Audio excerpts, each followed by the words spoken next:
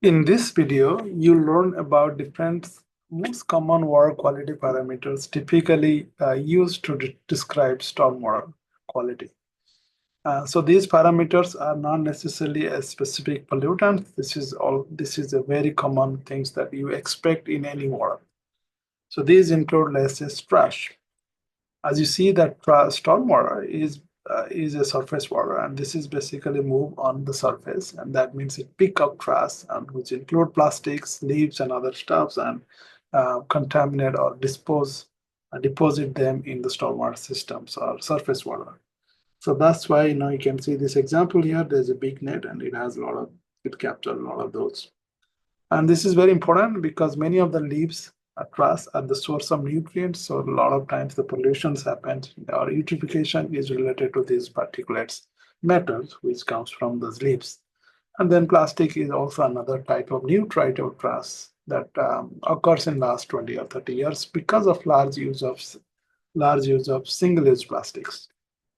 So these trusts are important part of stormwater quality, and so that's why it's important to capture them. The second one is that water dissolved solids. And that's basically how much salts, and these can naturally occurs. A lot of times also the man-made salts like road salts, which is applied in winters. Salt could be also present in fertilizers. So because of that, the salt concentrations in stormwater could be a little bit more than the surface water like lake and pond. So that's why a lot of times you may be able to monitor TDS or total dissolved salt concentrations. How is it measured?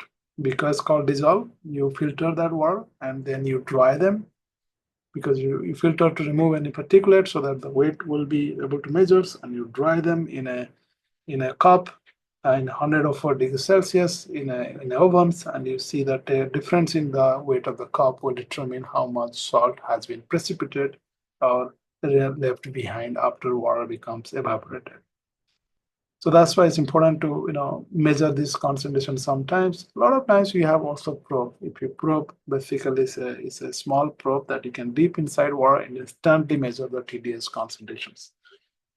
So that's much easier to measure, and so this is a very effective way to measure that. And why it is important? Because it's important because the excess salt concentrations could affect the plant health in the roadside or the other locations. The salt can also interact with the soil, affecting its ability to absorb other pollutants like heavy metals. If you have high salinity or salt water, that would basically the salt ions would knock out the metals from the soil. That's why these things are measured. And just to give a highlight that TDS, when you hear TDS and electric conductivity, both are same thing. The reason is the salts are dissolved, and the dissolved ions create gives the conductivity or the electrical conductance of the water. So if you measure electrical conductivity, U is proportional to the TDS. So that's why when you have TDS, you have a proportionality factor times the electrical conductivity. Just mind you, the note that factor could be around 0.55 to 0.9, depends on different how it is measured and what kind of constituents are there. And just to show that this is TDS unit is milligram per liter, that's basically what it means is if you precipitate all the salt that dissolve in water, that is the milligram of salt in that liter of water. Whereas electrical conductivity is microsiemen per centimeter, so that's basically how quickly the ions moves for centimeter of that distance. So that's how they are measured, so you can convert them. One other parameter is temperatures. And the reason why the temperatures is important because a lot of times the fish, certain type of fish would not survive or they will not reproduce at a high temperature water, something above 30 degrees Celsius or 90 degree Fahrenheit.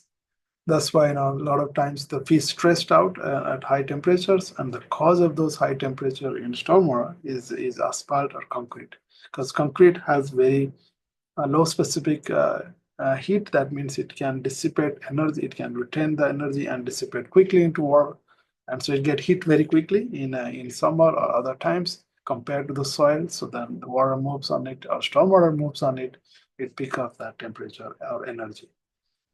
So that's why you can use these conditions to understand how we can predict temperatures. This is just example of pictures that are showing that asphalt is moving, and the stormwater from this asphalt is moving at a velocity of QS. QS is the flow rate of stormwater in cubic feet per second or liter per minute, or whichever unit. So this is flow rate, and this is basically temperature of stormwater. So A stands for stormwater, and this is upstream. This is flow, and this is temperatures. So what that means is you have two inflow. This is a QS and QU. So when two flow mix together, it becomes Q down, which is based on mass balance. Both water is conserved, nothing get evaporated, so the water become combined. So you can say that QS plus QW. So that's the flow rate in the downstream. And the temperature become averaged. So basically this is usually low, this is high. So when they become mixed together, and that will become TD. So normally TD is going to be temperature in a downstream would be temperature of stormwater, and in between temperature of stream. And you can predict that because here there is no energy dissipated by any another way. So if that's the case, you can calculate. Basically, all the energy before is same as all the energy after. So that means you can write QS times TS, which is basically energy in the stormwater, or the best two temperatures, is and then Q upstream plus temperature upstream is same as Q downstream and temperature of downstream. So that means you can predict what is the temperature of downstream based on this equation, QS TS plus Q up T up by Q downstream. And Q downstream, based on this, we know that this is the sum of upstreams and stormwater. So you can use these equations to predict the temperature of stormwater in any locations if you know what is coming in and how it is mixed. So again, this is just a simple math to calculate it. And the third one is dissolved oxygen. Dissolved oxygen is important because, like us, fish breathe oxygen, bacteria need oxygen to digest the BOD. So source of dissolved oxygen is atmosphere. So atmospheric oxygen is 21% of atmosphere is oxygen. So that is going to dissolve in water, and that how much is dissolved based on Henry constant or solubility limit of water. So what we know that mostly, based on that Henry constant at certain temperature and pressure, nearly 9 milligram per liter. That means, at any times, and if you're looking at the water country, the oxygen concentration, you expect to find around that. And that could change based on temperatures. If it is high temperature, this will decrease because most of the oxygen will get into atmosphere. It will also decrease based on the organic or the oxygen consuming substance, like BOD, biochemical oxygen demand. And typically during stormwater, these BOD will, like leaves and other things, get deposited, and bacteria break them down. And when they break them down, they also take oxygen from water. Like we take oxygen when we break down food and get energy. This is the same thing for the bacteria. So DO decreases with temperature increases. So that means you can also expect that in the summertime, the dissolved oxygen concentration will be lower. So that, what you learn from here is that in summer, there could be two reasons. First, the temperature is lower. That means there are a lot less oxygen that carrying capacity of water. At the same time, when the temperature is warmer and the bacteria can be more active. When they are more active, they are degrading the organic much faster rate. That means they're consuming oxygen much faster rate. So in the phase, the resulting both of this process will diminish or decrease the oxygen concentration very quickly. So again, this is something to remember. The another factors that most of the time you may measure is pH. pH is a very interesting water quality parameter, which is basically the acidity or basicity of water. Why is important? Because if the pH is acidic, it is going to dissolve more metals. If its pH is basic, it has other effect. And also plants likes neutral pH. Some plants like low acidic or neutral pH. Anything beyond that is going to affect the plants and soil quality. And so the concentration of pH or the pH, how you measure is basically minus log H plus or proton concentrations. Here the H plus is moles per liters. So if you know how much it is, that we want to predict. Again, the pH is a log unit. So that means if your pH changes by 1, that means the concentration changes by 10. So factor of 10 or 1 order of magnitude. So between pH and 6 and 9, that's the pH of stormwater you expect in locations. That means if it is pH 6 versus pH 9, you are talking about 3 order of magnitude difference in proton concentrations. And again, these are the reason why the pH of stormwater changes is because of presence of carbonate rock, which also affects the pH because carbonate can also interact, takes the protons or release the protons. It's also presence of concrete waste. Concrete is basically ash and other things that release waste ions, so that would increase the pH, or it could also decrease the pH if if it is stormwater coming from acid mine drainage. Presence of acid basically decrease the pH.